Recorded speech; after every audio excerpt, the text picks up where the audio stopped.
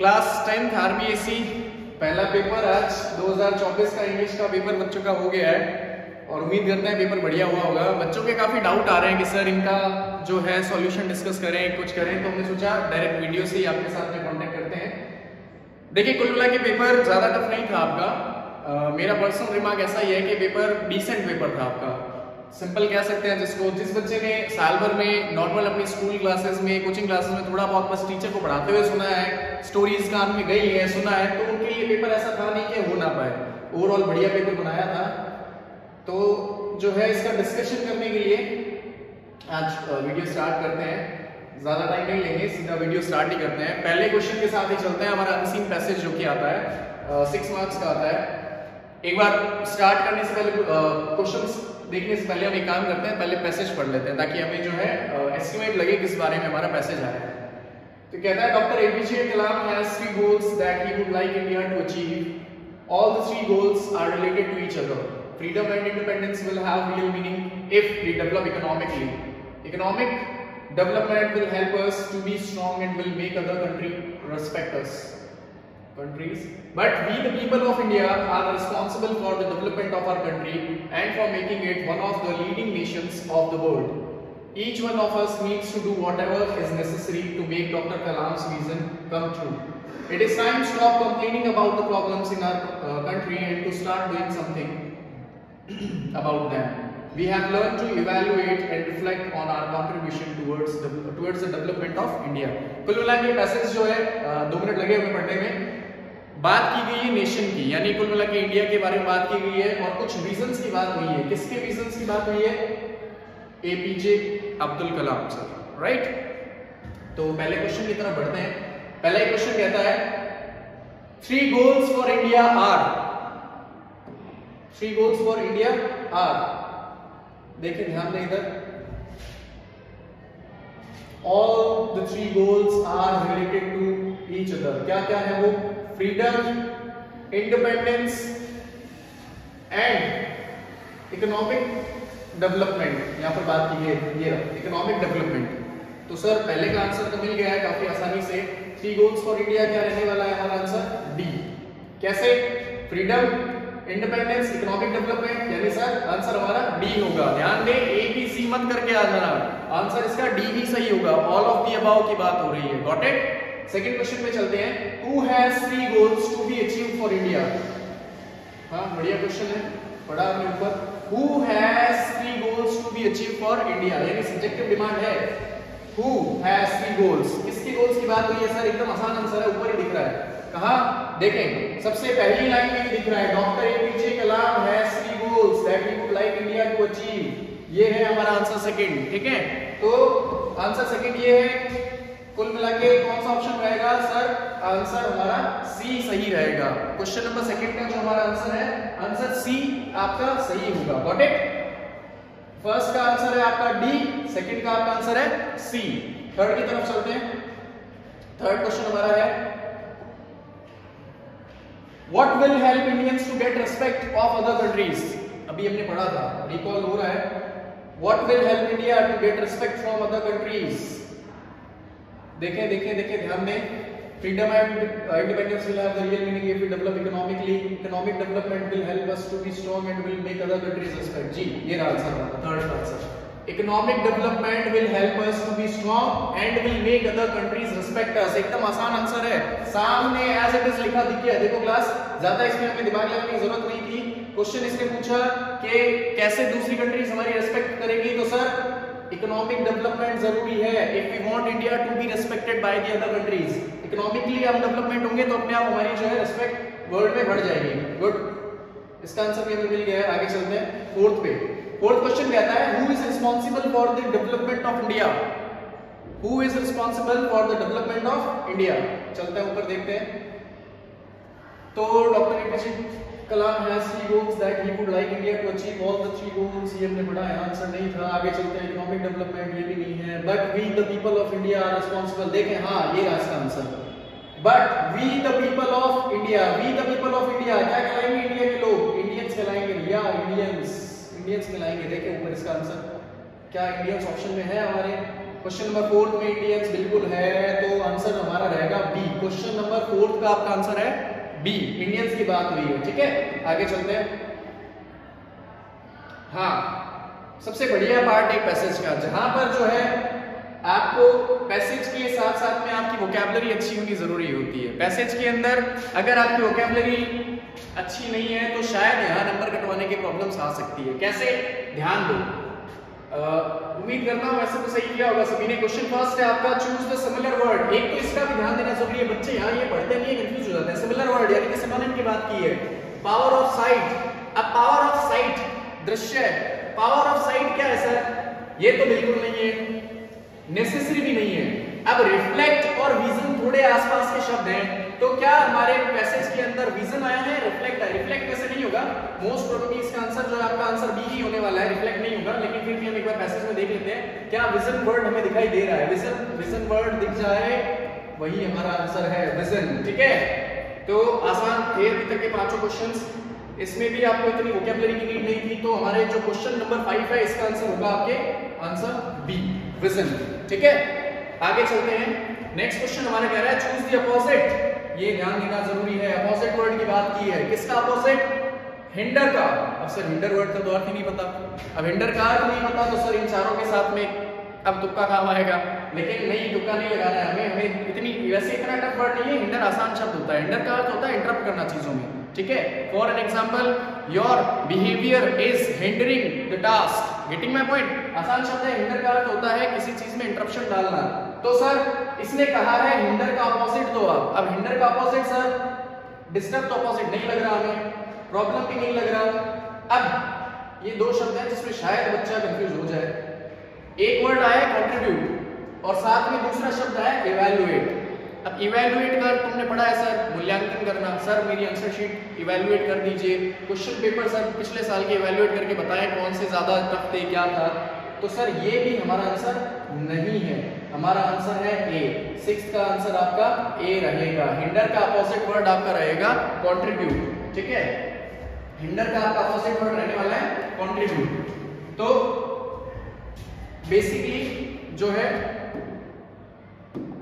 एक बार वापस से देखते चलते हैं। फर्स्ट का आपका आंसर क्या था सर? फर्स्ट का हमारा आंसर था डी। सर सेकंड का answer, who has key goals to achieve for India? APJ Abdul Kalam. What will help Indians to get respect? Economic development. Fourth, who is responsible for the development of India? बिल्कुल Indians रहेंगे। ठीक है, यानी sir पहले का answer आपका है D, दूसरे का आंसर है आपका सी, तीसरे का आंसर है आपका बी और चौथे का आंसर भी आपका बी है। यानी डी, सी और बी, ये चार आपके पहले के आंसर रहेंगे। आगे चलते हैं।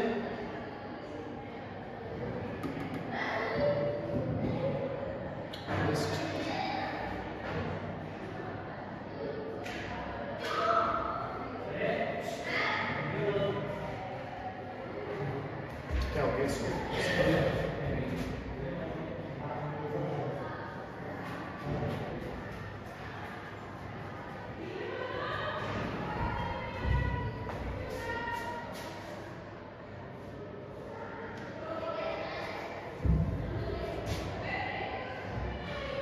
स्क्रीन में थोड़ा सा इशू है, जस्ट अ मिनट। हाँ ठीक है, तो 4 तक हमने कर लिए। आगे 5th नंबर क्वेश्चन देखते हैं। 5th का हमने आंसर क्या किया था? ये टेक्निकली थोड़ी सा इसमें इशू आ रहा है, जस्ट होल्ड ऑन।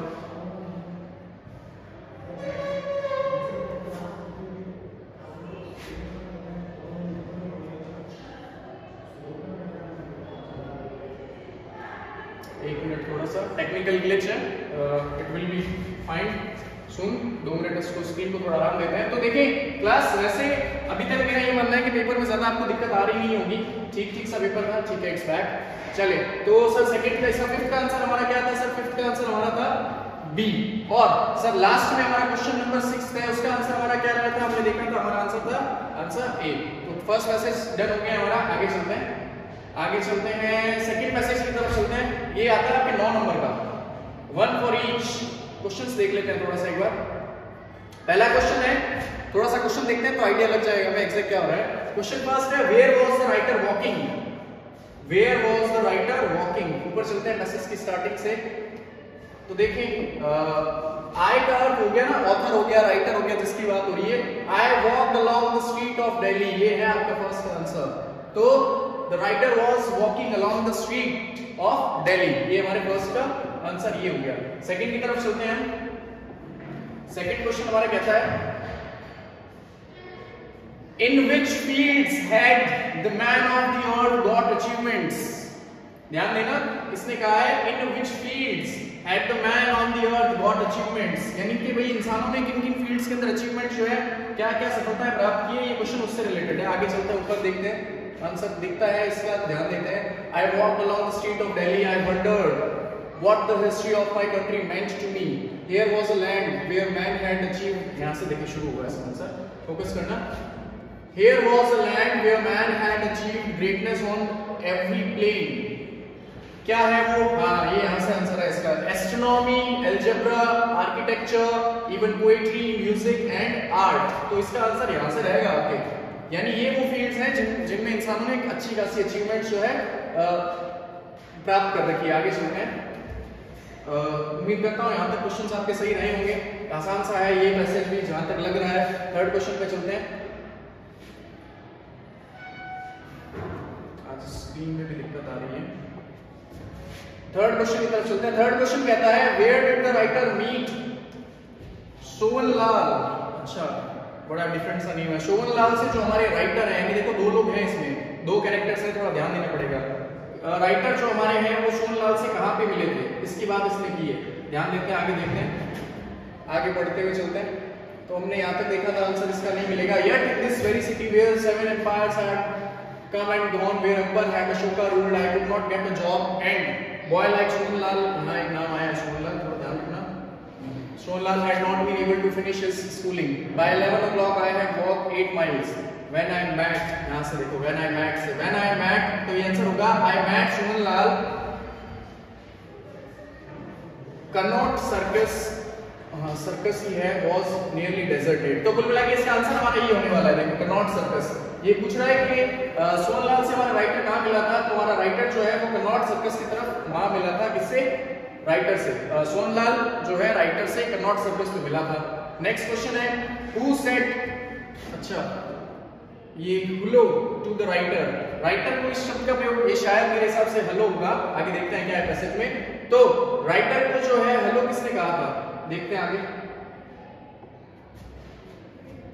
ये शब्द ये यहाँ पे देखिए, ये यहाँ आया हुआ है हेलो सोहनलाल सेड, सोहनलाल ने कहा था, ये सॉरी ये वाला हेलो सोहनलाल सेड, यानी कि इसका आंसर क्या रहने वाला है सर, हमारा क्वेश्चन नंबर 4 का हमारा आंसर रहेगा कि सोहनलाल जो है उसने हेलो कहा था राइटर को। ठीक है, सोहनलाल ने जो है हेलो कहा था। आगे क्वेश्चन है whose friends are described in this passage, या in the passage, पैसेज के अंदर किसके दोस्तों की बात की गई है। आगे चलते हैं, देखते हैं, यही से पढ़ते हैं। Sohanlal said greeting me in Hindi, अच्छा इसने हिंदी में कहा है। I replied as a few men around him moved aside to let me come to him. These are my friends, Sohanlal added। ठीक है, ये देखें, ये रहा इसका answer, These are my friends, Sohanlal added, यानी कि सर इसमें अगर बात हुई है तो सोहनलाल के दोस्तों की बात हुई है, यानी इसका भी जो हमारा आंसर है, जो क्वेश्चन 4 था उसका भी सोहनलाल था, और क्वेश्चन 5 है उसका आंसर भी हमारा सोहनलाल रहने वाला है। ठीक है, क्वेश्चन 4 और 5 दोनों का ही आंसर, क्योंकि who said hello to writer, Sohanlal ने कहा, फिर कह रहा है whose friends are described in the passage, किसके दोस्तों की बात हुई है, तो सोहनलाल के दोस्तों की बात हुई है। नेक्स्ट है 6th नंबर क्वेश्चन पे चलते हैं। who started speaking very fast, who started speaking very fast, देखते हैं आगे। यहाँ तक पढ़ा था हमने, ऐसा कुछ नहीं आया था इसमें। what do they have to say about my working with them here in Connaught Circus, well Sohanlal replied pulling a face, just then one of the younger men started speaking, ये रहा, ये देखिए इसका आंसर, ये रहा। तो इसका answer रहेगा a younger man, one of the younger men started speaking very fast in a strange dialect। ठीक है, इतना इसका आंसर रहेगा, ये है हमारा answer, younger man started speaking very fast। आसान है, अभी तक मेरे हिसाब से दिक्कत नहीं आई होगी, बच्चे सब सही करके आए होंगे। आगे चलते हैं, आप अपने आंसर चेक कर लेना जैसा भी आपको लगे, क्वेश्चन पेपर आपके पास होगा अगर आप वीडियो देख रहे हो तो। आगे है who translated for the writer, यानी वन वर्ड आंसर ही है इसका भी कहीं ना कहीं, who translated for the writer। आगे चलते हैं, Who translated for the writer? यहाँ तक कुछ नहीं मिला था. Pulling a face. This was taken by a man, older man, and in a few minutes for others joined in. When they stopped talking, Sonlal, who had been quiet all this time, ये देखिए. तो इसका who translated, मतलब translate किसने किया था? Sohanlal, who had been quiet all this time, translated for me. यानी sir कहीं ना कहीं जो है, कहीं ना कहीं नहीं मैं कहूँगा इसका आंसर जो हमने क्वेश्चन कौन से नंबर पे पढ़ा है, who translated for the writer, इसका आंसर सोहनलाल रहने वाला है. यानी सर इस पैसेज में 9 में से 3 क्वेश्चन का आंसर तो सिंगल वर्ड सोहनलाल ही है. Very good. आगे चलते हैं. Write the similar word. हाँ, write the similar word of the following from the passage. Wishing, similar word देखना है, अपोजिट नहीं देखना है, ध्यान दें. विशिंग, ठीक है, विश करना. तो सर इसका सिमिलर वर्ड देखना है. देखते हैं ऊपर कहीं मिलता है हमें, ऊपर से देखना पड़ेगा आपको. I walked along the street of Delhi. I wondered what the history of my country meant to me. Here was a land where man had achieved greatness on every plane. Astronomy, algebra यहाँ तक नहीं था. Where I could not get a job, and boy like Sonlal had not been able to finish his schooling. आगे देखते हैं. By 11 o'clock I had walked 8 miles when I met Sonlal. Connaught Circus was nearly deserted. Deserted भी नहीं होगा, deserted का अर्थ हो जाए एकदम सुनसान को बोलते हैं, खाली हो. यहाँ पर इसका अर्थ है एकदम जो खाली हुई जगह. Hello Sonlal said greeting. ये देखें, ये वर्ड greeting शब्द जो है, greeting देखिए, greeting और wish का अर्थ. फॉर एन एग्जाम्पल मैंने आपको कहा गुड मॉर्निंग, तो मैं आपको विश कर रहा हूँ, इसको ग्रीटिंग भी कहा जाता है, यानी मिलना किसी से या फिर विश करना. तो इसका आंसर जो है हमारा, ध्यान देना सब लोग, इसका आंसर हमें मिल गया है. इसका आंसर जो है विशिंग का आपका आंसर रहने वाला है ग्रीट करना. इसमें क्या है, आईएनजी से आया, तो हम इसका सेम आंसर कर रहे हैं. ग्रीटिंग आपका आंसर रहेगा.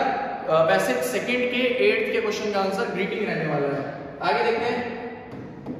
नेक्स्ट है राइट द अपोजिट. इसने कहा है अपोजिट लिखना है. किसका लिखना है अपोजिट? स्टॉप. बड़ा आसान है. पहले तो अपनी तरफ से एक बार लिख कर देखते हैं. स्टॉप का स्टार्टेड होगा. अब एक बार देख लेते हैं क्या हमारा जो है स्टार्टेड वर्ड इसमें आया है या स्टार्ट के रिगार्डिंग कोई दूसरा शब्द इसमें आया है. लेट्स देख लेते हैं एक बार. I walked along the street of I wondered the history of my country. Here was a land of man, where man had achieved greatness on every plane. Astronomy, यहाँ तक नहीं था. I could not get a job. To have not remember, I met Sonlal, was nearly deserted. Below said greetings in Hindi. I replied as I started to man around him. ठीक है, side me there are friends. Sonlal added, waving his hand to the group who have found my working with them here in Connaught Circus. Well, Sonlal replied, pulling a face. Just then one of the younger men started. यही था passage के last में, started. तो second passage जो है वो भी complete हो गया. आसान से था इसका आंसर भी. तो स्टॉप का जैसे हमने यहाँ लिखा था सबसे पहले, सर एक तो विशिंग का आपका जो है आंसर वो रहने वाला है ग्रीटिंग. ध्यान देना, पैसेज में नियर बाय वर्ड ग्रीटिंग ही था. दूसरा स्टॉप जो है, स्टॉप का सर पैसेज में आ भी गया, वैसे भी स्टॉप का स्टार्टेड ही होता है. Got my point. या कमेंट्स कोई भी दूसरा शब्द होता तो हमें दिख जाता, लेकिन सर स्टार्टेड वर्ड हमें मिल गया तो वही हमारा आंसर है. फाइन. तो 2 पैसेजेस हमारे सॉल्व हो गए हैं. आगे चलते हैं. आगे आप जो है सेक्शन बी आपका, सेक्शन बी आपका रहता है राइटिंग सेक्शन रहता है. Applications, letters, email, all these things. तो देखिए क्वेश्चन 3rd आपका आया था. इमेजिन 5 नंबर का लेटर आता है आपके. Imagine you are Sushma या फिर Param living in Amritsar. Your sister has secured 95% in the board examination. Write a letter of congratulations to her on this occasion. तो सर रिलेटिव्स यानी कि sister को लिखना है तो इनफॉर्मल लेटर है. अब इनफॉर्मल है, मैं चाहूंगा ऐसा लेटर आपको भी इस साल मिले भैया कि कोई ना कोई आपको इस प्रकार का लेटर लिखे. आप आई विश कि आप जो है इस आंकड़े को जरूर टच करें. तो अब लेटर्स डिस्कशन करने की नीड नहीं रहेगी क्योंकि लेटर्स की प्रैक्टिस आप सबने की हुई है. मैं लिखूंगा, it will take a lot of time. Letters, application, stories जो है हम सिर्फ वर्बली डिस्कस कर लेंगे. अब ये आपकी इनफॉर्मल आई है. इनफॉर्मल आई है तो आपको पता होता है लेटर का पैटर्न कैसे होता है. सबसे पहले सेंडर एड्रेस से हम स्टार्ट करते हैं. सेंडर एड्रेस के बाद में सैल्यूटेशन आता है. सेंडर एड्रेस कंप्लीटली, उसके बाद में आती है आपके सैल्यूटेशन. सैल्यूटेशन के बाद में मेन बॉडी आती है, फिर नीचे आप एंड करते हैं लेटर्स को. तो ये सिंपल था. इसके और में आपको मिला था क्या, यू आर सिद्धि या Siddharth studying in 10th class in GSSS Kota. You can not afford board fees as your father is sick. Write an application. ठीक है, एप्लीकेशन आई है. एप्लीकेशन लिखनी है आपको to the principal of your school to arrange your board fees. As you are an intelligent student and do not want to waste 1 year of your education, तो application आई है, दोनों ही आसान है, ये भी बहुत आसान सा है, बचपन से 6 और 8 से भी हम ऐसी एप्लीकेशन सीखते आए हैं। कॉन्ग्रेचुलेट करने वाले लेटर्स जो है ये भी हमने लिखा है काफी बार, प्रैक्टिस बहुत बार की हुई है हमने, तो मैं जो भी आपने किया हो आई होप कि आप सही करके आए हो। तो इसका डिस्कशन जो है डिस्कशन का इसका आंसर जो ऑब्वियसली आपको देखने आपकी डेस्क वर्क्स होंगी आपके पास में, आपके स्कूल नोटबुक्स में भी आप सभी ने किया होगा, तो ये आप फर्दर आप खुद ही चेक कर लें। आई होप कि बच्चों के नंबर नहीं कटेंगे, क्योंकि इन चीजों की प्रैक्टिस हमने हमेशा बचपन से करते आए हैं, तो ज्यादा इनमें गलती की गुंजाइश नहीं रहती। आगे चलते हैं, आगे क्वेश्चन नंबर 4 पे चलते हैं। Right a story with the help of given 80 words, 80 words, ठीक है। ये मेरे को लगता है बच्चे देख के बड़े खुश हुए होंगे। A farmer and his 4 sons, बड़ी आसान सी स्टोरी है, एक किसान और उसके 4 बेटों की बात होती है। किसान बड़ा मेहनती होता है, लेकिन उतने ही नालायक जो है उसके 4 बेटे होते हैं। तो उम्मीद है करके आए होंगे सही से, लेकिन इसमें ये चीज ध्यान रखें, टाइटल और मॉरल की बात की है। टाइटल और मॉरल अगर आपने नहीं ऐड किया है तो मानकर चले भैया -1 हो जाएगा। 4 नंबर का है, -1 कर ले आप अगर आप टाइटल और मॉरल दोनों लिखना भूल गए। अब सर इसमें जो हमने स्टोरी डिस्कशन करने की तो नीड नहीं है, इसका फादर जो है इन 4 बच्चों का जो बेटे हैं इनको एक लेसन सिखाता है, उसके बाद में हमें ये पता चलता है कि भैया united we stay divided we fall वाली जो है हमारा मॉरल इसका हो सकता है। व्हाट माय पॉइंट, यानी यूनिटी इज स्ट्रेंथ, ये भी आप लिख सकते हो। फाइन। इसके बाद में अरे बाबा, अच्छा सपना कह सकते हैं इस सवाल को, या फिर इस ऑप्शन को एक अच्छे सपने की तरह हम ले सकते हैं। Rabbit and the tortoise, I hope वैसे तो दोनों ही इजी थे, लेकिन मुझे ऐसा पर्सनली लगता है कि ज्यादातर बच्चे इसको करके आए होंगे, क्योंकि सर बचपन से सुनते आए हैं, है ना, खरगोश और कछुए की कहानी है हम। लेकिन इसका सर, और ये भी हमें पता है कि सर इस पे मॉरल मांगा है, टाइटल मांगा है, मॉरल क्या रहने वाला है, सिंपल सा है सर, रट रखा है हमने, slow and steady wins the race, slow and steady wins the race. I hope सब लोग टाइटल लिखना ना भूले हो, कल को एक्साइटेड हो गए बहुत ज्यादा, कह रहे हो इतनी सिंपल स्टोरी आ गई, तो टाइटल और आप ये अच्छे से मेक श्योर करें कि आपने लिखा हो इनको। ओके, आगे चलते हैं क्वेश्चन नंबर 5 की तरफ। ये कहता है right a paragraph in about 80 words on the given picture. Given picture sir साफ दिख रहा है, ये कह रहा है सेव वाटर, पानी बचाएं, बहुत कुछ है इस पे लिखने को, बहुत कुछ है। साइंस में भी कुछ चीजें आप पढ़ते हो, आप एसएसटी में पढ़ते हो, प्लस बेसिक चीजें हैं, why should we save water. Sir under water जो है बहुत कम हो रहा है, ट्री प्लांटेशन एकदम खत्म हो गया है। सर जो ये टॉपिक है सेव वाटर, इस पर हम बहुत 1 पेज, 1.5 पेज, 2 पेज लिख सकते हैं, that why water is necessary for us. Fine, one of the most important needs है ह्यूमन बीइंग्स की, तो आई होप ये सही किया होगा आपने। इसके और में हमारे पास में आया था right a paragraph in about 80 words annual function पे।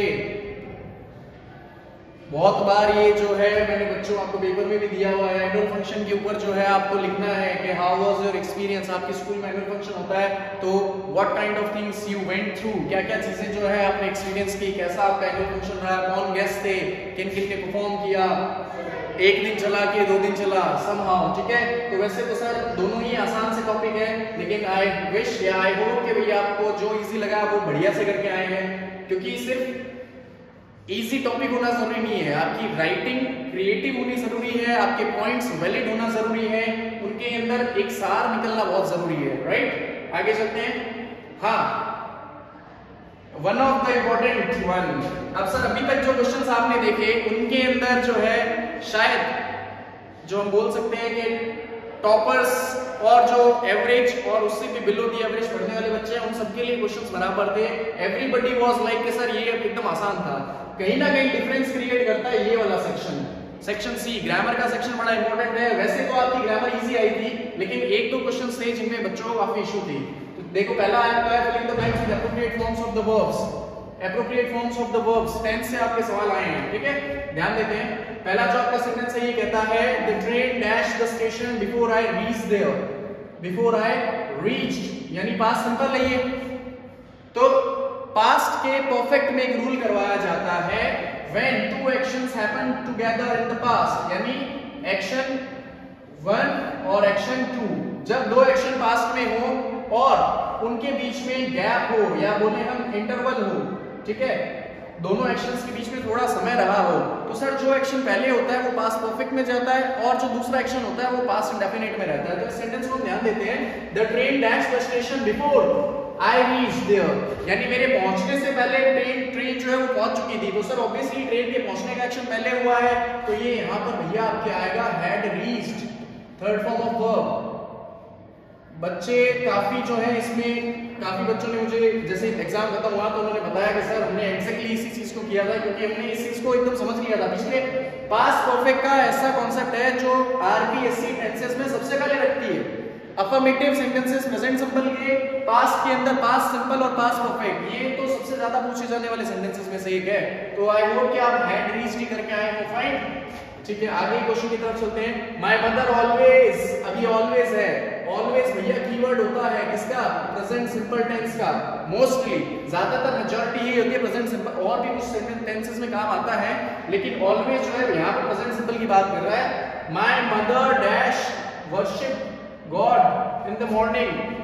माय मदर, सर ये तो थर्ड पर्सन है और थर्ड पर्सन के साथ साथ सिंगुलर है। प्रेजेंट सिंपल में थर्ड पर्सन सिंगुलर के साथ में एस और ईएस आता है, तो सर क्या करें यहाँ पर भैया आपको करना होगा वर्शिप्स, ये है इसका answer. My mother always worships God in the morning, present indefinite, present simple tense से आया ये आपके सवाल। आई होप सही करके आए हैं सभी बच्चे। आगे चलते हैं। हाँ देखें भैया ये सवाल, इस क्वेश्चन को स्पेशली मैं आपको बता देता हूं, इस क्वेश्चन में बहुत सारा डाउट था बच्चों को। जैसे ही सेंटर से बच्चे फ्री हुए, they had this question in their mind कि सर इसका आंसर बता दो हमें। बाकी सब हम करके आ गए, हमें पता है, हम श्योर है, लेकिन इस क्वेश्चन में हमें दिक्कत है। क्या दिक्कत थी? वही सेंटेंस ऐसा था, he dash at his destination by now. तो सर बात हुई है he dash at his destination by now, सारी कहानी यहीं से है भैया, सारी कहानी यहीं से है, बाय नाउ से। कैसे? क्योंकि देखो एक कुछ बच्चे जो है इसका देखो नाउ को देखकर, जैसे नाउ देखकर कुछ बच्चे करके आ गए इज के साथ वर्ब आईएनजी, ठीक है, यानी he is arriving at his destination by now. नहीं, ये नहीं होगा। बाय नाउ आपने कॉन्सेप्ट अगर फ्यूचर परफेक्ट का ध्यान से पढ़ा है तो फ्यूचर परफेक्ट टेंस कहता है कि जब भी कभी बाय के साथ में आपको टाइम डिनोटिंग वर्ड मिल जाए, ऐसा वर्ड जो आपको टाइम डिनोट कर रहा हो, ठीक है, by plus time denoting word आपको दिख जाए तो फ्यूचर परफेक्ट के साथ में आपको जाना होता है। ध्यान दो इस सेंटेंस में, ये सेंटेंस बहुत जो है आपको डाउट है, जब कभी भी बाय आता है और बाय के साथ में कोई टाइम डिनोटिंग वर्ड आता है तो सर आप फ्यूचर परफेक्ट की ओर इशारा करते हैं, ये साफ साफ इसका यही आंसर होगा। स्टिल कुछ बच्चों ने मेरे को कहा कि सर क्या ये ऐसा आंसर हो सकता है कि सर ही मस्ट हैव, फिर सर अराइव। तो देखो बेटा कहीं ना कहीं टेक्निकली शायद मैं इस आंसर को भी कुछ परसेंट सपोर्ट करूं। अगर मैं 80% वो कह रहा हूं तो मैं 20% शायद इसको करूं। स्टिल अब देखते हैं आरबीएससी बोर्ड ने इसके आंसर की क्या सेट की है, कैसे की है। बाकी मेजॉरिटी ऑफ अगर मेरा वोट जाए तो विल हैव राइट हो जाएगा, बट स्टिल अगर डाउट है तो बस ये दो में ही है, इसमें नहीं होने वाला है, इन दो में से ही कोई होगा। और मेरी तरफ से ज्यादा वोट जो है वो भी फ्यूचर परफेक्ट हो जाता है, क्योंकि रूल ये कहता है कि बाय के साथ में टाइम डिनोटिंग वर्ड आपको जब भी दिखाई दे तो आप फ्यूचर परफेक्ट के साथ जाएं। तो इसका आंसर विल हैव अराइव्ड होने वाला है, ठीक है। आपको अगर डाउट्स हैं तो फ्यूचर परफेक्ट्स के कुछ आपने रूल्स आपके पास रूल्स होंगे, उनमें प्लीज एक बार गो थ्रू करना, तब आपको ये बाय नाउ, बाय के साथ टाइम डिनोट वाला रूल दिख जाएगा, ठीक है। आगे चलते हैं, फोर्थ सेंटेंस हमारा रह गया, I dash English since last year. अब कुछ बच्चे जो हैं इस वर्ड के पीछे शायद गलती करके आए हों, लेकिन भैया देखिए फोकस करें, I dash English since last year. ये जो सिंस और फॉर का कॉन्सेप्ट होता है ना, ये परफेक्ट कंटीन्यूअस के साथ में जाता है। कुछ बच्चे इसमें शायद आई एम लर्निंग करके आए, बट वो एकदम गलत सेंटेंस है। ये फ्यूचर प्रेजेंट परफेक्ट कंटीन्यूअस का सेंटेंस है आपका। तो आई हैव बीन और लर्न के साथ लग जाएगा learning, I have been learning what English since last year. ये कह रहा है कि पिछले साल से अंग्रेजी पढ़ रहा हूं। जब आप किसी कंटीन्यूअस एक्शन के साथ में टाइम बता देते हैं, मैंने कहा मैं पढ़ा रहा हूं तो आई एम टीचिंग है, लेकिन अगर मैंने बोला कि मैं 4 बजे से पढ़ा रहा हूं तो ये परफेक्ट कंटीन्यूअस हो गया है, आई हैव बीन टीचिंग। तो ये कह रहा है मैं अंग्रेजी सीख रहा हूं, सही बात है। कब से सीख रहा हूं? लास्ट ईयर से। तो ये प्रेजेंट परफेक्ट कंटीन्यूअस का सवाल रहेगा आपका, ठीक है। आगे चलते हैं, आप अपने आंसर्स प्लीज मिलाते चलो, देखते चलो कितने नंबर बनते हैं आगे। अगला हमारा क्वेश्चन है 7th क्वेश्चन आपका, rewrite the following sentences changing them into indirect speech. Narrations के जो है 2 नंबर के आपके क्वेश्चन आए नरेशन में से। पहला सेंटेंस है आपका the teacher said to the students you are good students.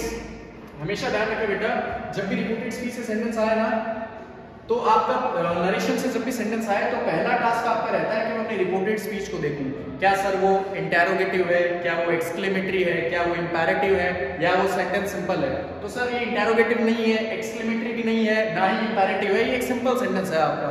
तो सर सिंपल सेंटेंस है तो रिपोर्टिंग वर्ब को पहले सेंटेंस बना लेते हैं। ध्यान दें एक बार, सेंटेंस को बना लेते हैं। तो सर सबसे पहले द टीचर सेड टू बदल जाएगा टोल्ड में, क्योंकि ऑब्जेक्ट है हमारे पास में और टू नहीं आता है टोल्ड के साथ, तो बच्चे गलती करते हैं ज्यादातर। द टीचर टोल्ड किसको? The students. The teacher told the students, यहां पर हम रुक गए। उसके बाद में हमने देखा यू आर गुड स्टूडेंट्स। अब सर सिंपल था तो कनेक्टिव लगाना पड़ेगा, हमने लगाया that. The teacher told the students that. अब देखो यहां पर आया है यू। यू कैसा पर्सन होता है सर? यू तो सेकंड पर्सन होता है। सेकंड पर्सन जो है रूल कहता है, एक रूल होता है SON, फिर 1 2 3। फर्स्ट पर्सन आए तो सब्जेक्ट से बदलेगा, सेकंड पर्सन आए तो ऑब्जेक्ट से बदलेगा, और थर्ड पर्सन आए तो नो चेंज। फर्स्ट पर्सन होता है आपके I और V, सेकंड पर्सन यू होता है, और बाकी इनके अलावा जो होते हैं आपके ही, शी, दे, इट एक्सेट्रा ये होते हैं। हमारा सब्जेक्ट आया है यू, और सर यू आ जाए तो किससे बदलेगा? O फॉर ऑब्जेक्ट है। ऑब्जेक्ट कौन था हमारा? The students. तो सर द स्टूडेंट्स का क्या निकलेगा? प्रोनाउन निकालना है आपको। The teacher told the students that, इनका निकलेगा they. The teacher told the students that they. अब देखो दे आर गुड स्टूडेंट्स है ना, तो दे आर प्रेजेंट सिंपल का है, और रूल ये कहता है कि नरेशन के अंदर जब आप रिपोर्टेड स्पीच आपकी पास्ट में हो ना, और यहाँ पर आपका सेंटेंस प्रेजेंट सिंपल में आए, तो आप उसको पास्ट सिंपल में बदल दें। तो sir you are good students है, तो आर को the teacher told the students that they के साथ में यहाँ हो जाएगा दे वर, आगे गुड स्टूडेंट्स और फुल स्टॉप आ जाएगा। ऐसा इसका आंसर है, ठीक है। मैं रिपीट कर देता हूं, the teacher told the students that they were good students. Were होने का कारण मैं आपको बता चुका हूं क्या है। आगे चलते हैं सेकंड सेंटेंस पे। सेकंड सेंटेंस देखते हैं। सेकंड सेंटेंस कहता है he said to me did you read newspaper before going to school। he said to me did you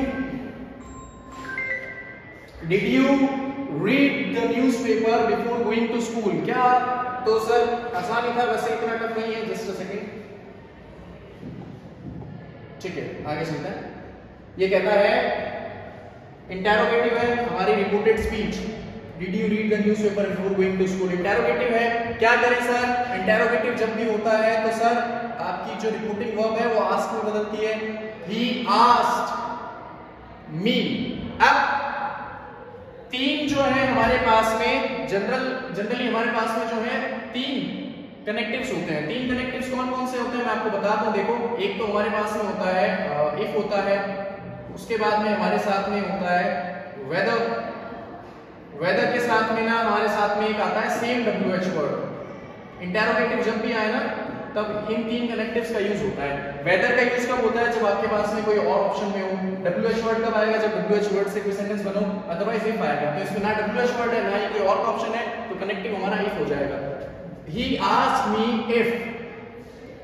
अब बच्चों से ज्यादातर गलती क्या होती है कि वो भूल जाते हैं कि सर जब भी नरेशन के अंदर इंटेरोगेटिव सेंटेंस आए तो आपको उसको इनडायरेक्ट बनाते टाइम उसको सिंपल सेंटेंस बनाना होता है, क्योंकि इनडायरेक्ट स्पीच के अंदर इंटेरोगेटिव सेंटेंसेस एक्सेप्टेबल नहीं है। You have to go with the simple sentence, you have to reform the sentence. Fine, तो सर क्या करूं मैं? सबसे पहले बेटा यू को चेंज कर दे। हमने पहले पढ़ा था ऑब्जेक्ट से बदलेगा, मी का क्या आ गया? आई आ गया। अब डिड यानी कि पास्ट सिंपल की बात हुई है। पास्ट सिंपल पास्ट परफेक्ट में बदलता है, पास्ट सिंपल पास्ट परफेक्ट में बदल जाता है। तो इफ पास्ट परफेक्ट में आपके पास हेल्पिंग वर्ब होती है हैड। इफ आई हैड, अब ये जो रीड है ये रीड नहीं है, स्पेलिंग रीड की तीनों वर्ब की सेम होती है, लेकिन ये वर्ड है रेड, READ। इसको जो बोलेंगे आप when you will speak this word it will be pronounced as read, right? He asked me if I had read। फिर आगे जैसा का जैसा सेंटेंस है ना आप उसको कॉपी कर दें। क्या? If I had read newspaper before going to school, यही इसका जो है सही आंसर होने वाला है। तो एक बार नोट करें आप कि आपने एग्जैक्ट सही आंसर कॉपी किया है या नहीं किया है।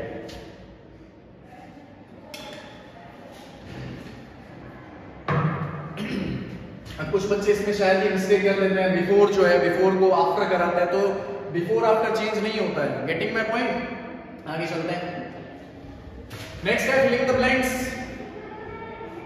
Filling the blanks with the verb, with a verb in agreement. Subject verb agreement से आया भैया ये, तो आसान से ही लग रहे हैं देखने में।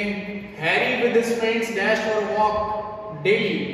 देखो ये कहता है जब भी विद के साथ में, together with, along with, as well as, इनके साथ में जब सेंटेंस आते हैं तो जो सब्जेक्ट वन होता है ना, it has the power to control the verb। इसमें आप जो है हैरी थर्ड पर्सन सिंगुलर है, गोज है इसका आंसर। इसका आपका आंसर गोज रहेगा, ध्यान देना। Harry with his friends goes for a walk daily. शायद कुछ बच्चे फ्रेंड्स देखकर प्लूरल वर्ब लगा कर आए हो, तो ऐसा नहीं होगा, मैं आपको बता दूं, क्योंकि ये विद का रूल है कि जब कभी भी विद से दो सब्जेक्ट जुड़ेंगे तो जो फर्स्ट सब्जेक्ट होगा it will have the power to control the verb. आगे चलते हैं। अगला सेंटेंस कहता है अमंग ऑल द स्टूडेंट्स, एक सेकंड क्लियर कर देते हैं इसको। Among all the students he dash different in his opinion. Among all the students, इसने कहा है सभी स्टूडेंट्स में से, फिर इसने बात की है ही की, ही dash different in his opinions. तो सर ही की बात हुई है, सिंगुलर के साथ जाएंगे, यहाँ पे आंसर होगा इसका ही वाज। ये देखकर आप गलती मत कर देना, मेन बात यहाँ पर ही की हुई है और ही के साथ में सिंगुलर वर्ब आएगी आपकी। आगे चलते हैं। नेक्स्ट है आपके एक्टिव पैसिव। सबसे आसान टॉपिक है, बच्चे जो है जिनको टेंसेस अच्छे से आते हैं तो एक्टिव पैसिव में दिक्कत नहीं होती है जनरली। अब सर यहाँ पर पहला ही सेंटेंस आया है डू इट, तो डू इट एक इंपैरेटिव सेंटेंस है। इंपैरेटिव सेंटेंस जिनमें order, command, request, suggestions, proposals, advice, ऐसे सेंटेंसेस आते हैं वो इंपैरेटिव के होते हैं, ठीक है। तो डू इट एक ऑर्डर है, इसको दो तरीके से बनाया जा सकता है। सबसे पहले आपकी प्रायोरिटी रहनी चाहिए, जब भी इंपैरेटिव सेंटेंस आए तो ये लेट से बन सकते हैं। किससे बन सकते हैं? लेट से। तो सर इसको कैसे बनाए? ये ऐसे बनेगा भैया, लेट इट, फिर आएगा आपके be done, late it be done. एक तो ऐसे बन सकता है, और इसके बाद में आपकी जो सेकेंडरी ऑप्शन है वो शायद आप ऐसे कर सकते हो, शायद नहीं आप ऐसे कर सकते हो कि sir you are ordered to do it. Imperative sentences के अंदर आप टेंस को पिक करके उससे भी सेंटेंस बना सकते हैं। डू इट को आप कर सकते हो you are ordered to do it, ये सेंटेंस भी आपका जो है डेफिनेटली सही हो जाएगा अगर आप करके आओगे तो। लेट इट बी डन ठीक है, या you are ordered to do it. Priority शायद लेट इट बी को रखें तो ज्यादा बढ़िया रहेगा। आगे चलते हैं। सेंटेंस है my mother gave me a beautiful gift. तो देखो इसमें दो ऑब्जेक्ट आए हैं, मी आया है और अ ब्यूटीफुल गिफ्ट आया है। Object number 1, object number 2। इसको बनाने के दो तरीके हैं, शायद आप में से बच्चे कुछ अलग करके आए कुछ अलग करके आए, तो हम दोनों ही तरीके को डिस्कस कर लेते हैं। पहला तो है सर मी से ही हम सेंटेंस बनाते हैं। मी को जब आप सब्जेक्ट में लेकर आओगे तो आए हो जाएगा। आपने देखा कि सर यहाँ तो सेकंड फॉर्म ऑफ वर्ब है, यानी पास्ट की बात है। पास्ट से जब भी आप सेंटेंस बनाते हो तो वॉज और वर, आप पास्ट सिंपल है ना, पास्ट सिंपल से जब भी आप सेंटेंस को पैसिव करते हो तो हेल्पिंग वर्ब वॉज या वर आती है, तो आई के साथ आएगा वॉज, और मेन वर्ब चली जाती है थर्ड फॉर्म में, गेव की हो जाएगा गिवन। आई वॉज गिवन, क्या? आई was given a beautiful gift, I was given a beautiful gift. अब आप लगा दे बाय, और बाय के साथ में जो सब्जेक्ट है उसको ऑब्जेक्ट बना दे। I was given a beautiful gift by my mother. एक तो ये तरीका है इसका, नोट डाउन देख लेकर मैं अब इसको, आई was given a beautiful gift by my mother. दूसरे तरीके की तरफ चलते हैं। दूसरा तरीका क्या कहता है, मैंने आपको बताया कि सर दो ऑब्जेक्ट थे, अ ब्यूटीफुल गिफ्ट को आप सब्जेक्ट बना दो, और अ ब्यूटीफुल गिफ्ट के साथ में वॉज वर्ब में से क्या आएगा? सर अ ब्यूटीफुल गिफ्ट सिंगुलर है तो वॉज आएगा, सॉरी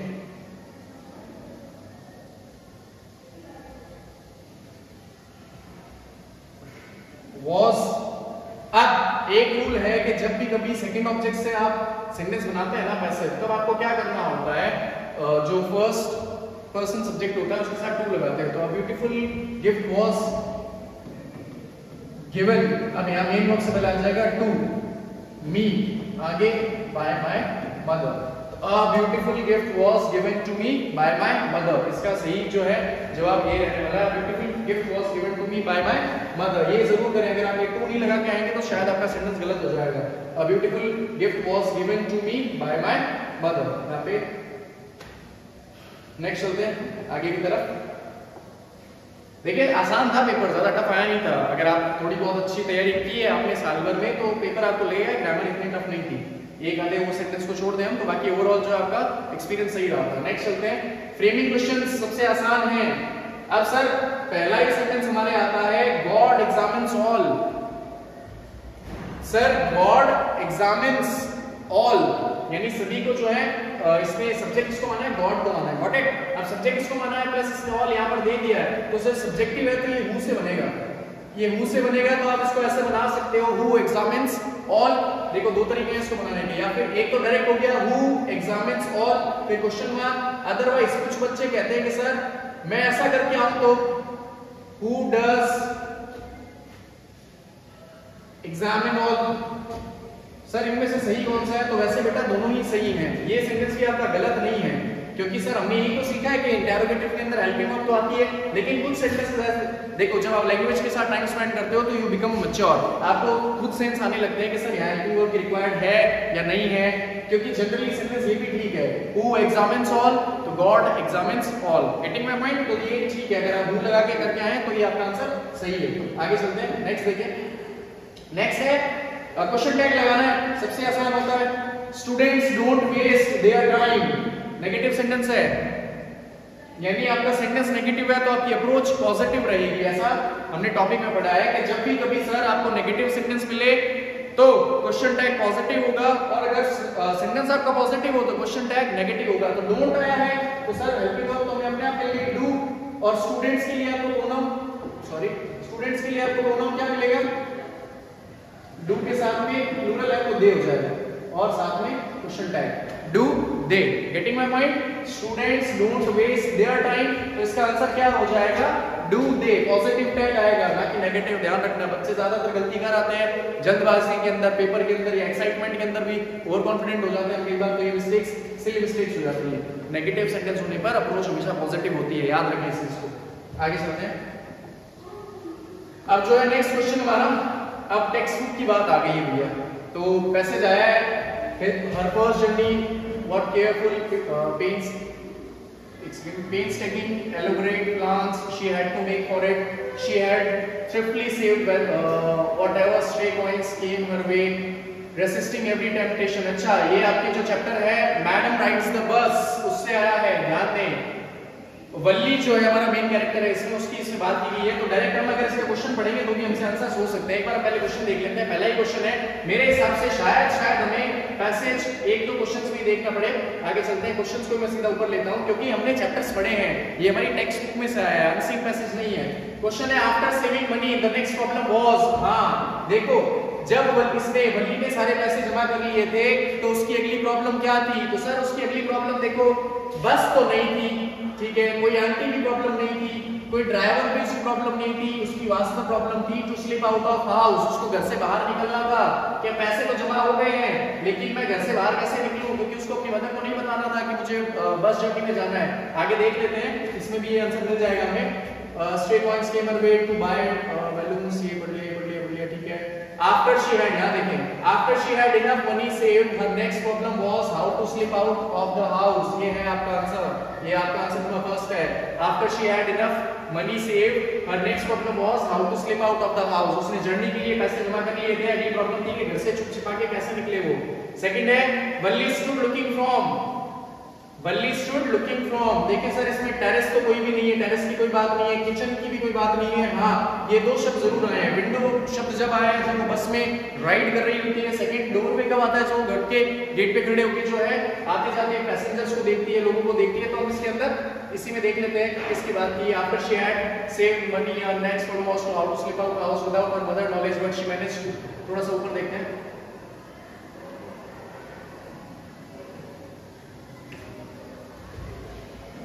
ठीक है, इधर भी नहीं है। After she had enough money saved, her next problem was how to sleep, but she managed without difficulty every day after lunch her mother would nap for about 1 hour. So Valli always use these hours for exertion as she stood. ये answer देखें इसका answer ये रहा, as she stood looking from the doorway. इसका answer हमारा ये है, doorway इसका आंसर है हमारा.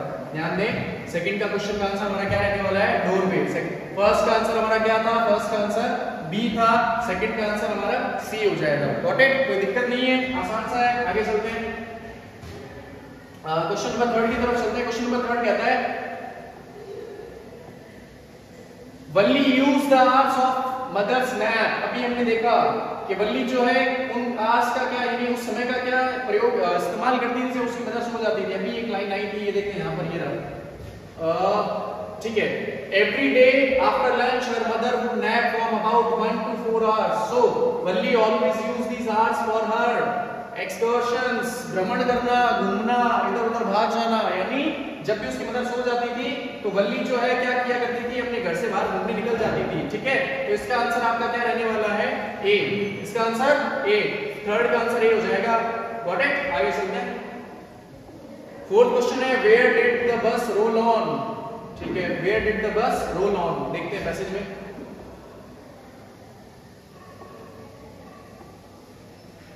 Where did the bus roll on? देखिए ये रहा इसका answer. The bus rolled on, now cutting across a bare landscape, now rushing through a tiny hamlet or past an odd way side shops. ठीक है, ये इसका आंसर. ठीक है, the bus rolled on, now cutting across a bare landscape, now rushing through a tiny hamlet. Hamlet शब्द होता है यानी कस्बे से भी छोटी जगह जहाँ पे बस गिने चुने घर या दुकानें हों. और past an odd way side shops. ठीक है, ये हमारा जो है आंसर रहेगा. आगे चलते हैं, ये किसका आंसर था, हमारे क्वेश्चन नंबर 4 का आंसर था. फिफ्थ कह रहा है what was गॉबल्ड up by the bus. गॉबल्ड up by the bus आएगी ये लाइन, देखें आगे बढ़ते हैं. What was गॉबल्ड up by the bus. अभी यहां पर ये आई थी जस्ट हमने लास्ट लाइन पढ़ी जहां पे rushing to a tiny hamlet और पास और sometimes the bus seemed on the point of gobbling up another vehicle that was coming towards them or a pedestrian crossing the road. ये है इसका answer, ध्यान दें.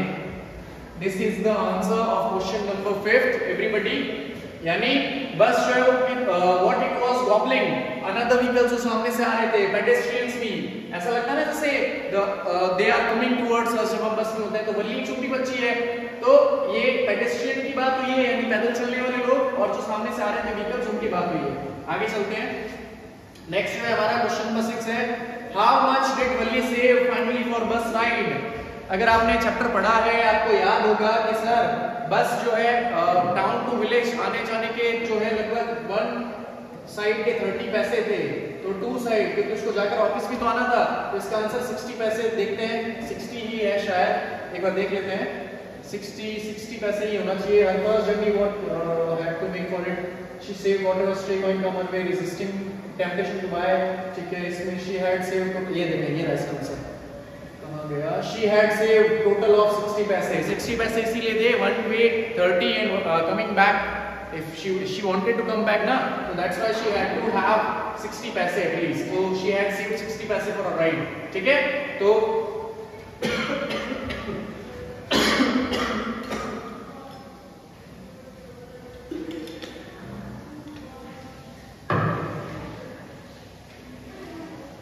आगे चलते हैं. अब इसका जो और का ऑप्शन था वो भी हम क्लियर करते चलते हैं. ये भी जो है आपके चैप्टर में से ही है, टेक्स्ट बुक में से ही है. There was no answer, the radio was dead too. Radio was dead too ये कौन से चैप्टर से आया है, हिज फर्स्ट माइंड, और दूसरा ब्लैक एरोप्लेन. ध्यान दे, क्वेश्चन फर्स्ट हम ट्राई करते हैं ऐसे सॉल्व हो जाए हमसे.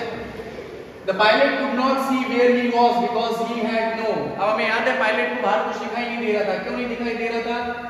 The pilot could not see where he was because he had no. अब कनेक्शन नहीं हुआ होगा उसका. देखो ये तो है नहीं इसका आंसर, ये तो बिल्कुल भी नहीं है. रेडियो हो सकता है, कंपास हो सकता है, डी बोथ ए एंड सी. ये है इसका आंसर. फर्स्ट का जो है इसका आंसर आपका डी रहने वाला है. आगे चलते हैं सेकंड क्वेश्चन की तरफ. Where did the pilot lose himself? आसान सा आंसर है सर. स्ट्रॉन्ग की बात हुई है, मेले का कोई इसमें जिक्र नहीं है, घर का कोई जिक्र नहीं है, स्ट्रीट का कोई जिक्र नहीं है। इसका आंसर जो है आपका आंसर ए होगा सेकंड का। पायलट का देखो पैसेज पढ़ने की जरूरत नहीं है, आप अगर ध्यान दो तो आप मैच कर लेना अपने आंसर्स को, एक बार जरूर मैच जरूर करें। शायद फ्लो में आई माइट मेक एनी मिस्टेक, शायद यहाँ अभी तक कोई ऊपर हुई भी होगी, तो एक बार आप काम करना जो भी आंसर्स जो हैं, अगर कोई आपको लगे कि शायद इसका आंसर जो है नहीं कुछ और होना चाहिए था या सर आपने जो गलत पढ़ा दिया, तो एक बार आप कमेंट कर देना, तो I will check that and I reply to that comment. Got it? I might make mistake, तो ऐसा ना समझे कि आप करके आए तो गलत ही हो। अगर आपको कोई डाउट भी हो तो just drop a comment there. आगे चलते हैं, क्वेश्चन नंबर 4 है, ये मैं इसीलिए पैसेज में देख रहा just so we can save the time. आगे चलते हैं क्योंकि हमें साफ ही पता है, अगर हमें चैप्टर याद है तो इनके आंसर्स भी हमें आते होंगे। नेक्स्ट है, what was scene by the pilot. Pilot ने क्या देखा था? सर पायलट हवा में बस उसको नहीं दिखाई देगी, तो ये तो हमारा आंसर बिल्कुल भी नहीं है। भगवान दिख जाते तो फिर प्लेन क्यों ही उड़ा रहा होता वो? फ्रेंड भी हवा में नहीं उड़ रहे थे, एरोप्लेन की बात हुई थी, तो इसका आंसर भी आपका सी हो जाएगा। थोड़ा सा याद करो कि उसको अनदर एरोप्लेन जो है वो हवा में दिखाई दिया था, तो थर्ड का answer what was scene by the pilot, aeroplane इसका आंसर रहेगा। नेक्स्ट चलते हैं, क्वेश्चन नंबर 4 है, व्हाट डिड अनदर पर्सन से। हां, यहां से थोड़ा पैसेज के अंदर जाते हैं। अनदर पर्सन ऑब्वियसली हवा में जो था वो दूसरा ही पायलट होगा, उसी की बात की होगी, तो एक बार पढ़ लेते हैं इसको, पैसेज को देख लेते हैं कि इसमें क्या कहा गया है। There was no answer, the radio was dead too, I had no radio, no compass and I could not see where I was. I was lost in the storm, then in the black clouds quite near me, I saw another aeroplane. It had no lights on its wings, but I could see it flying next to me through the storm. I could see the pilot's face turn towards me. I was very glad to see another person. He lifted one hand and waved, follow me. देखिए ये है इसका answer. अब बात तो obviously से यानी कि ऐसा था नहीं कि उनकी बात हुई होगी, कोई कनेक्शन तो था नहीं, बट साइन लैंग्वेज में उसने उसको कहा था कि जस्ट फॉलो मी, तो इसका आंसर हो जाएगा। देखो ये क्या दिया ना, he was saying follow me, तो सर पायलट ने क्या कहा था? उसने डायरेक्टली कहा था, जो हमारा डेकोटा प्लेन उड़ाने वाला पायलट है उसको यही कहा था कि भैया just try to follow me. ये थोड़ा सा हैंग हो गया है, जस्ट होल्ड ऑन। तो पेपर ओवरऑल जो है आपका इतना टफ नहीं आया है। अगर आपने पूरे साल, मैं फिर रिपीट कर रहा हूँ एक बात, अगर आपने पूरे साल थोड़ी बहुत भी पढ़ाई की है, यानी एक कंटिन्यूटी रखी है ना, तो आपको ये चीजें आराम से याद होंगी।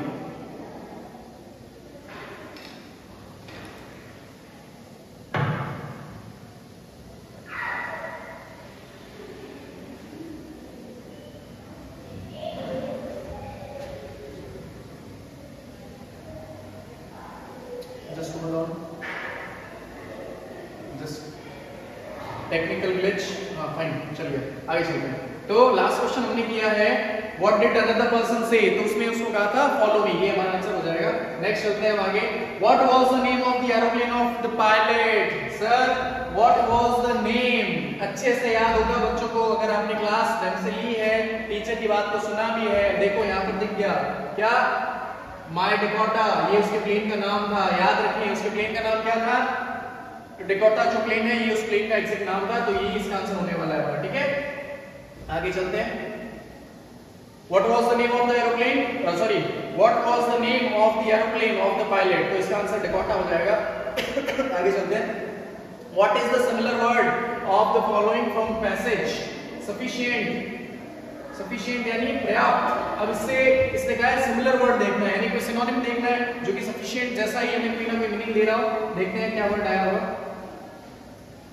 सफिशिएंट वर्ड इसमें देखते हैं, हमें देयर वाज नो आंसर, यहाँ तक पढ़ा था, then the clouds we are so another airplane, I had no lights on its wings but I could not see it towards me, follow me, he knows that I am lost through, I thought he is trying to help me, he turned his aeroplane slowly to the north in front of my Dakota so that it would be easier for me to follow him. I was very happy to go behind the strange aeroplane like an obedient child. After half an hour the strange black aeroplane was still there in front of me in the clouds. Now there was only enough है इसका answer. एकदम आसान सा word ही दिख गया। तो बस एक बार क्या करना होता है, पैसेज को एक बार पूरा पढ़ लेना होता है। कई बार ऐसा भी होता है कि हम पूरा पैसेज पढ़ लेते हैं, हमें वर्ड नहीं दिखाई देता, तो देखो इंपॉर्टेंट होता है एक नंबर आपके लिए, तो एक दो बार आप जो है पैसेज, क्योंकि इतना लेंथी आपका पैसेज होता नहीं है, आप अगर पैसेज को ध्यान से पढ़ो तो आपको कहीं ना कहीं आंसर दिख जाता है। आगे चलते हैं, आगे चलते हैं, आगे देखते हैं।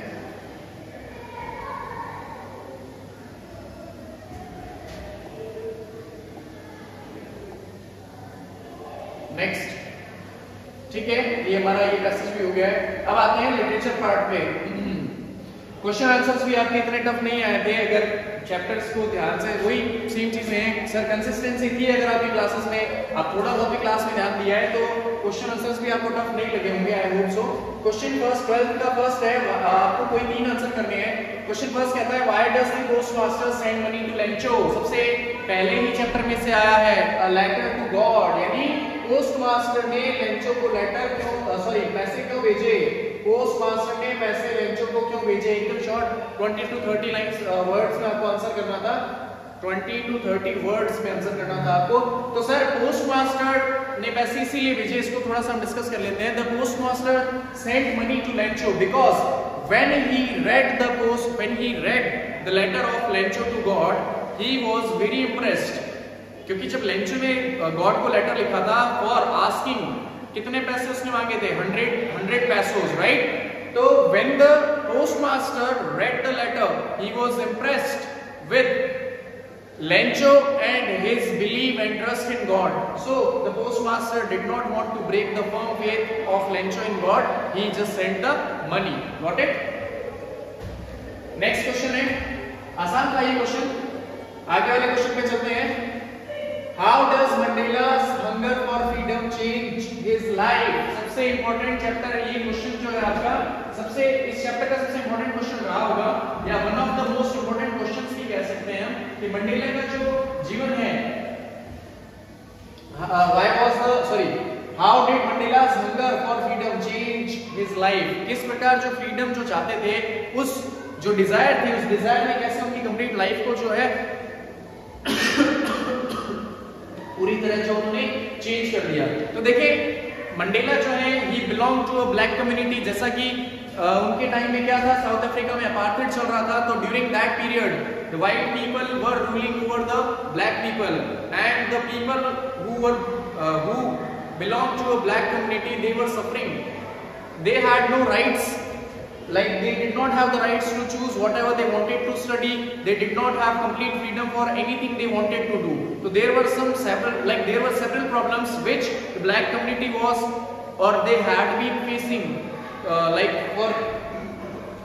we can see that Mandela, after spending a lot of time with the captivating things which the white people have imposed on them, like this thing was the one which made him hunger for what? Hunger for freedom. He had the hunger for freedom. Getting my point?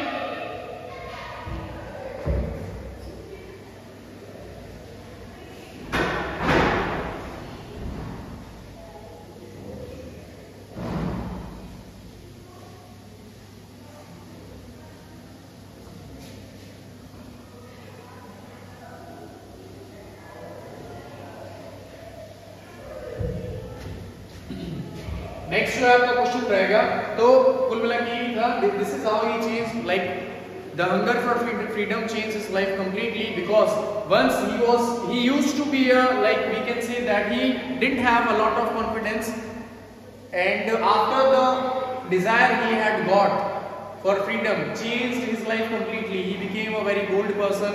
He was not like afraid of anything. He just had one thing in his mind, that I want to get freedom to my people. So he became the very first president, the first black president of South Africa in 1994, 10th May जो कि था तारीख उसकी। आगे चलते हैं। Next question है, Why was the young seagull afraid to fly? His first life में से आया है, जो young seagull था, why he was afraid? क्यों डरता था वो अपनी पहली उड़ान से? तो सिंपल सा आंसर है sir, the young seagull was afraid to fly because he thought that when he would fly, his wings would not support him and he would fall down. Getting my point? उसको लगता था कि उसके पंख उसको support नहीं करेंगे और इवेंचुअली जो है वो गिर जाएगा। तो ऐसा सोचकर उसने अपनी कभी पहली उड़ान भरी ही नहीं। थर्ड फोर्थ क्वेश्चन पे चलते हैं। वैसे आपको 3 ही करने होता है, लेकिन we will discuss each and every question. अगला है, what is the baker called? One word answer है ये। जो ग्लिम्पसेस ऑफ इंडिया है, बेकर फ्रॉम गोवा, 3 पार्ट है इसके, उसमें से बेकर फ्रॉम गोवा में से आया है कि उस समय जो बेकर्स हुआ करते थे उनको क्या कहा जाता था? सर मेरे हिसाब से ये क्वेश्चन ऐसा है जो किसी बच्चे ने भी नहीं छोड़ा होगा। मतलब सबसे पहले इसी को अटेम्प्ट किया होगा। तो sir the bakers from Goa were called paders, pader कहा जाता था जो कि बेकर्स हुआ करते थे गोवा में। ठीक है, आगे चलते हैं, नेक्स्ट क्वेश्चन पे चलते हैं। क्वेश्चन 30 है हमारा, answer any one of the following questions in about 80 words. लगभग 80 वर्ड्स में आपको आंसर करना है। तो मैं थोड़ा सा आपको जो है ब्रीफ में समझाऊंगा, थोड़ी सी ही बात करेंगे क्योंकि पूरा आंसर आपकी नोटबुक्स में भी है। You can go through your notebooks और whatever stuff you have got. पहला क्वेश्चन है, describe the narrator's experience as he flew the aeroplane into the storm. The black aeroplane से आया है क्वेश्चन, यानी कि when the pilot was in those stormy clouds how did he feel and what the things he saw. तो सबसे पहले तो हम इतना बता सकते हैं that the narrator was flying an old Dakota plane and he wanted to have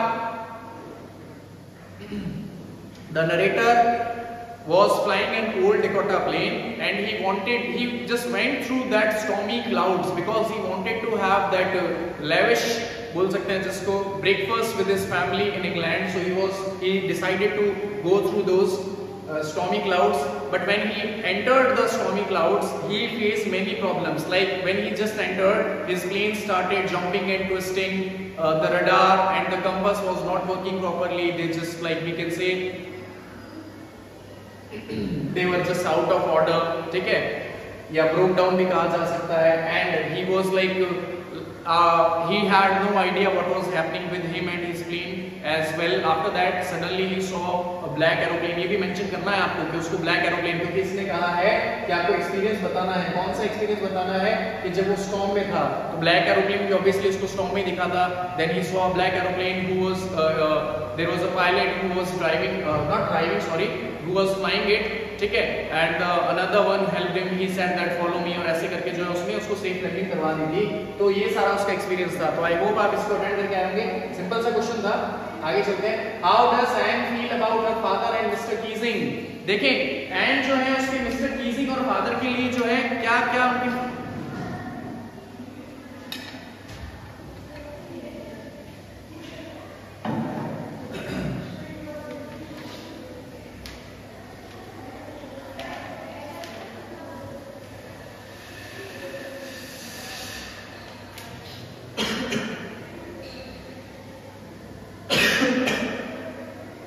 ये क्वेश्चन है कि how does N feel about your father and mister Keesing. Mister Keesing उसके टीचर थे मैथ्स के, हमें पता है।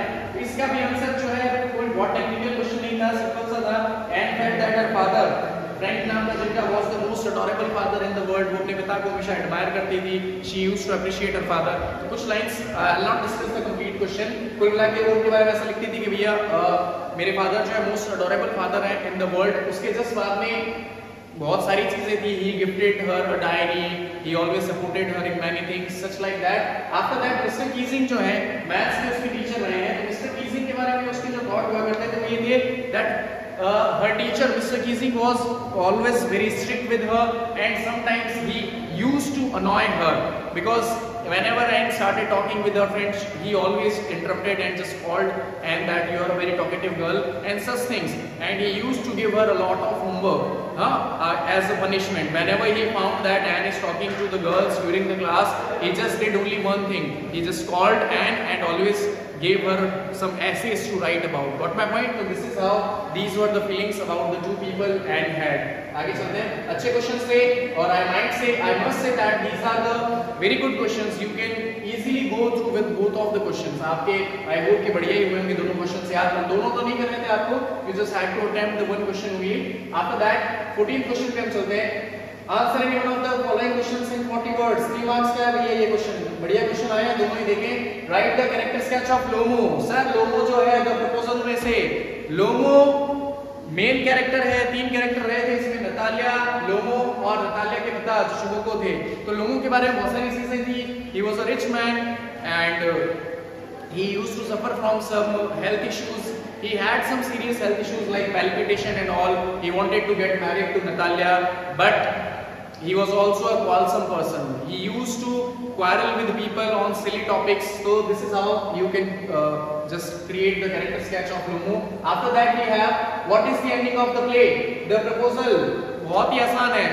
अगर आपने चैप्टर पढ़ा है ध्यान से तो आपको पता होगा कि प्रपोजल वाला जो चैप्टर है इसकी एंडिंग यहाँ रही होगी। Just a minute.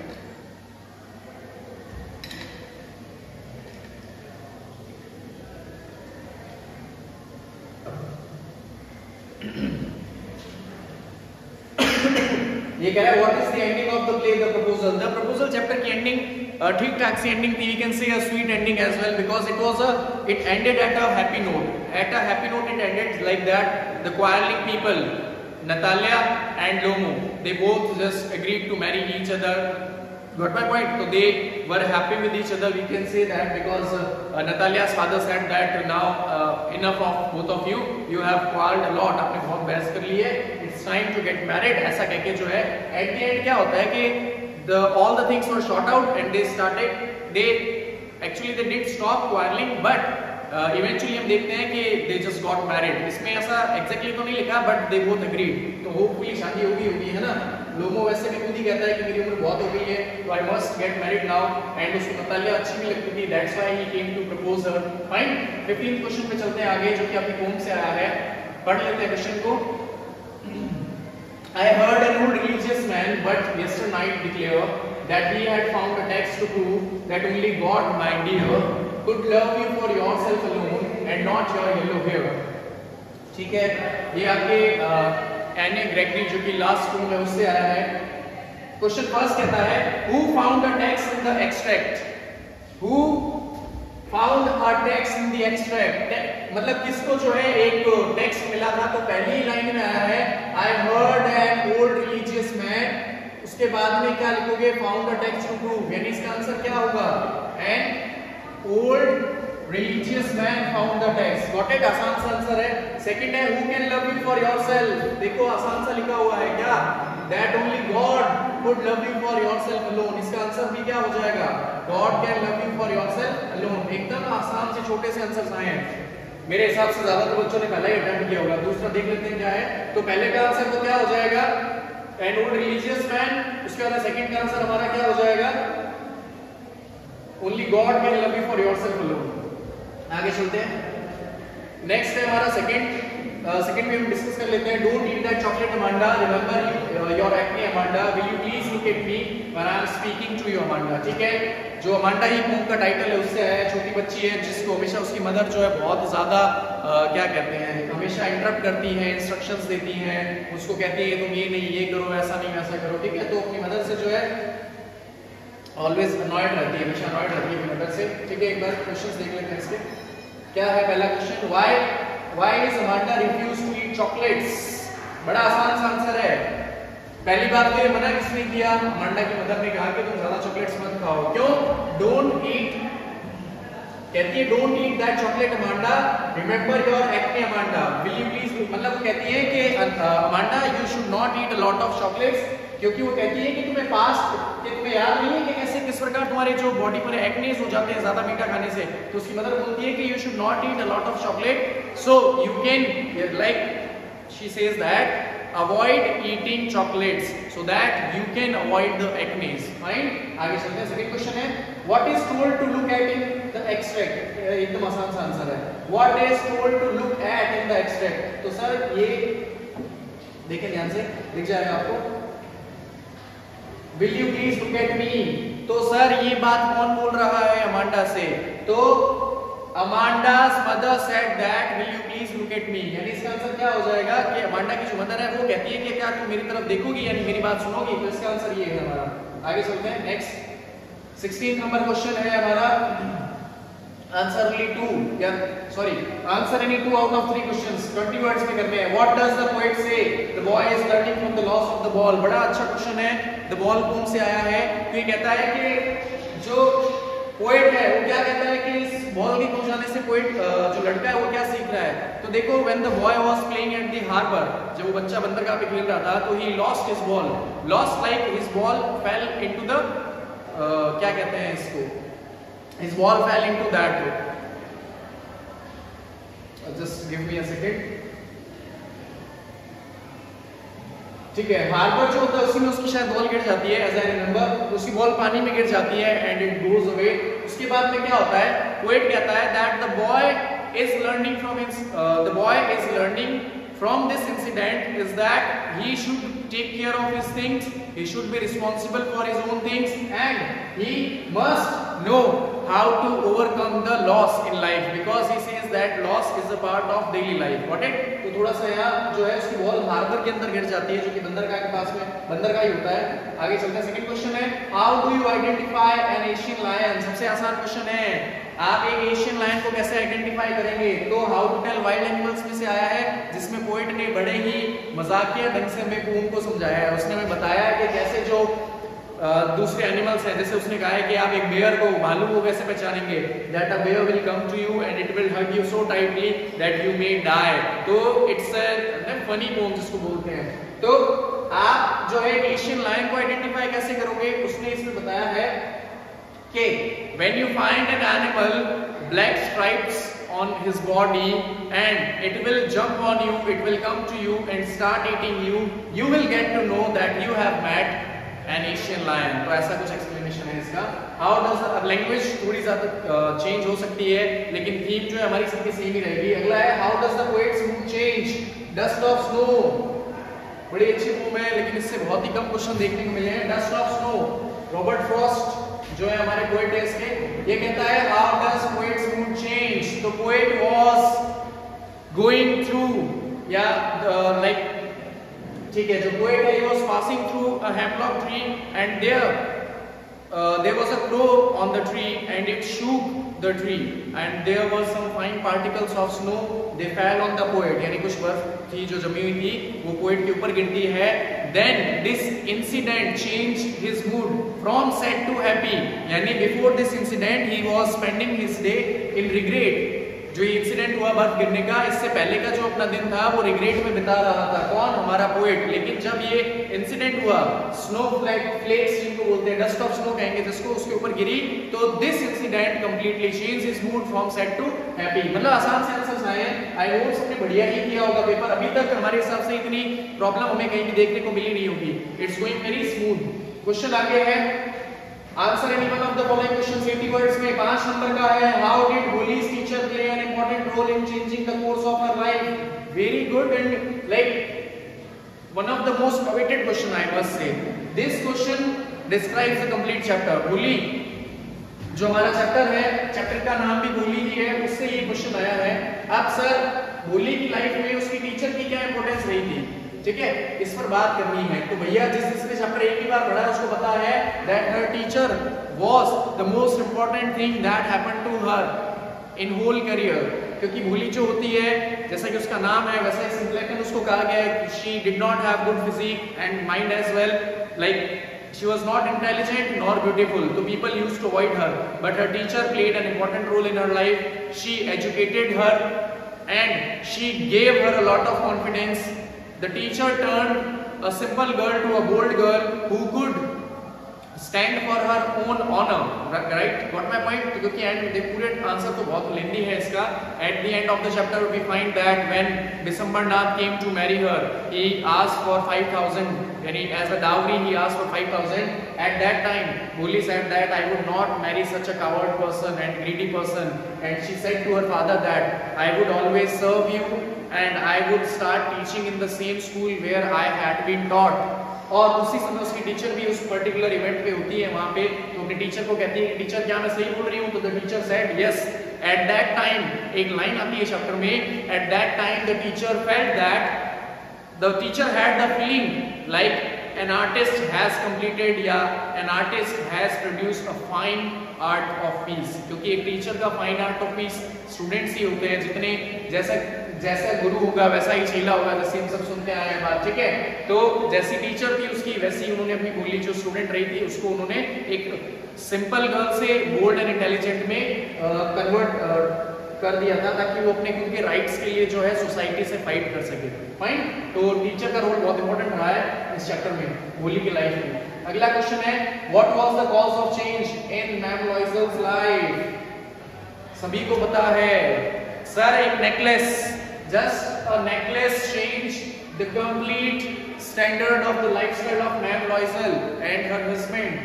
क्या अब एग्जैक्टली तो इसका आंसर भैया ऐसा है कि when she lost the necklace Now she had to arrange the same one for her friend because she borrowed it from her friend for a party. But when she lost it, she and her husband tried to find, but they did not find it. Then what happened? They somehow managed. They had some rupees, francs बोलेंगे, currency francs है वहाँ पे. तो they had some money and they had to borrow some money just to buy a new necklace. After that, diamond necklace. They bought the necklace for 36,000 francs something, ऐसा कुछ amount है. तो इतने पैसे जब उन्होंने जुटाकर उधार लेकर जब पैसे इकट्ठे करके वो अपनी फ्रेंड को लौटाया एक नेकलेस, तो इस उधार को चुकाने में it took them 10 years. They were completely changed. They had no peace in their life. Her husband had to work day and night, double shift, and she herself had to do many things which were earlier done by her maid. यानी बहुत सारी चीजें थी. For an example, washing her clothes, like buying groceries, everything. So she started having a very poor life just because of the necklace she lost in a party. तो इसमें उसी की बात की गई है कि मैडमोइसेल की जो लाइफ है वो कैसे चेंज होगी. तो आपने बताया कि एक नेकलेस था जो उन्होंने अपनी दोस्त से लिया, वापस लौटाते, मतलब जो खो गया था वापस लौटाने में जो है बहुत समय लग गया उनको. नेकलेस को लौटा दिया, लेकिन जो नया नेकलेस उन्होंने खरीदा था उसके पैसे चुकाने में 10 साल लग गए. तो this is how life change. आगे चलते हैं. 18 क्वेश्चन है, कोई भी 2 क्वेश्चन करने हैं, छोटे से हैं. What are the qualities that go into making a scientist. एक साइंटिस्ट बनने में, हाँ, मेकिंग ऑफ साइंटिस्ट से सवाल आया है. तो सर बात की गई थी इसके अंदर ब्राइट की, ठीक है, रिचर्ड ब्राइट जो हमारे इसके अंदर मेन कैरेक्टर रहे थे. तो इसमें क्या कहा गया था कि एक अच्छा साइंटिस्ट बनने के लिए क्या क्वालिटीज उनको जो है रिक्वायर्ड रही होंगी. तो sir first thing was that he had the curiosity, he had that will to do the best, and he always wanted to be the best in a positive competitive feelings he had always with him, right?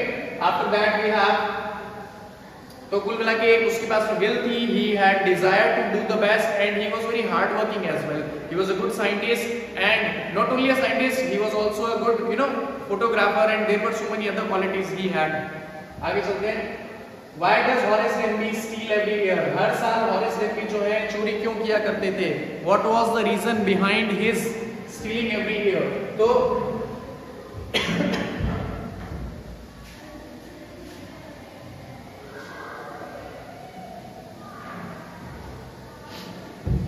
why does Horace Denby steal every year? Obviously everybody knows Horace Denby was a good citizen but not an honest one. क्यों? Because he used to steal every year just to fulfill his desire of having rare and expensive books every year. तो हर साल चोरी किया करते थे Horace Denby, क्योंकि हर साल उनको बहुत रेयर और एक्सपेंसिव बुक्स खरीदनी होती थी. ऑल्दो खुद एक लॉक मेकर थे, एक ठीक ठाक से जीवन जी रहे थे, बट स्टिल उनको जो उनकी हॉबीज थी उनको फुलफिल करने के लिए हर साल उनको चोरी करनी पड़ती थी. नेक्स्ट है 19 question. Who were secret agents. बड़ा आसान क्वेश्चन है सर. सीक्रेट एजेंट्स कौन थे? ऑसेबल था, बिल्कुल था. मैक्स था, मैक्स भी था. और था तो कोई है नहीं. तो सर आंसर इसका सी हो जाएगा. बोथ ए एंड सी इसका जो है हमारा करेक्ट आंसर होगा. कि सर कौन-कौन थे सीक्रेट एजेंट्स? ऑसेबल और मैक्स. तो दोनों की जगह वो सी आंसर करना पड़ेगा. अगर आप ए करके आए हो तो भैया वो माइनस हो जाएगा नंबर, ध्यान रखें. इसका सही आंसर सी है. आगे चलते हैं. How old was Anil? Anil की उम्र क्या थी? Hari Singh, Anil, theme story. Sir Anil was 25 years old. Obviously हाँ, अनिल जो है 25 साल की उम्र का था, ठीक है. एंड द लास्ट क्वेश्चन क्या कहता है? लास्ट क्वेश्चन देखें. What was the name of the dog that Mrs. Pumphrey had? Everybody knows. अगर एक बार भी चैप्टर पढ़ा है तो सर इसका आंसर आपका क्या होगा? रिकी नहीं था. ये देखो एक टिक्की लिख दिया है इसने. कुछ बच्चे शायद पूरा ना पढ़े, गलत कर रहे हैं. तो सर ट्रिकी था सही नाम. तो इसका आंसर आपका आंसर सी हो जाएगा. ये गलत है. आंसर सी इसका आपका सही आंसर है. तो उम्मीद करता हूं मैं आप सभी को जो है पूरा समझ आया होगा क्वेश्चन पेपर. कुछ क्वेश्चन बचा तो नहीं? ठीक है. तो we have discussed the complete paper 2024 10th RBSc English का जो है हमारा फर्स्ट पेपर आज का रहा था. ठीक है। तो आई होप अगर देखिए कुछ डाउट्स रहे हो आपको कि सर इसमें जो है आपने ये कैसे किया, स्पेशली मेरे को लगता है ग्रामर में शायद ऐसे डाउट्स आएंगे बच्चों को, तो और I might have made some mistakes over there, ठीक है।